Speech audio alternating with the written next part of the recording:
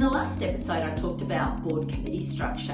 What I thought I'd do now is talk a little bit more about some of the mechanics of board committees and what I think is really useful when you're setting up board committees. The first thing is to think about what is it that we want this committee to do.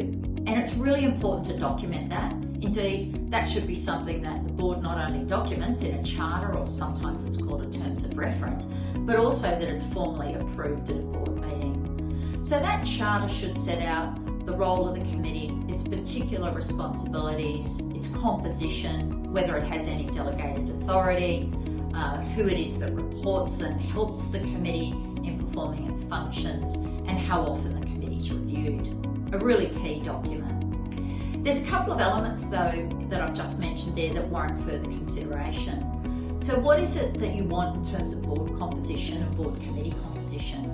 And typically what you want around your board committee table is people who've got the skills and experience and the diversity set that is aligned to the committee's role.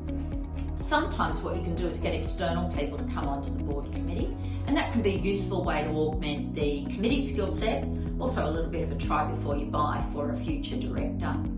The one thing to bear in mind with external committee members though is, have they got enough information about the whole company to be able to effectively perform their functions? And so that's just one of the things to bear in mind, particularly when you bring on an external committee member.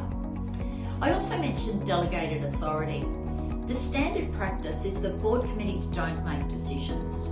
Rather, what they do is consider matters and report them up to the board. So I think it's really useful to think through that carefully. Do you want your committee to have any delegated decision-making authority? And if so, being really specific as to what that is.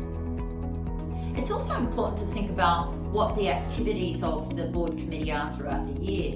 And we have a board work plan typically, but it's also good to have a board committee work plan. What are the things that the board committee will consider as a matter of course, and indeed there might be other urgent items that come up as well throughout the year. That can be a good thing for the board to look at the beginning of the year, and then at the end of the year it really forms the basis for a review of the board committee's performance. Similarly, if you're doing a board performance evaluation, it's a good idea to include board committees in that evaluation, and that's just part of a more holistic approach. So hopefully there's a few ideas about how you can make your board committees operate as effectively and efficiently as possible, so that they really, at the end of the day, add value to the board's work.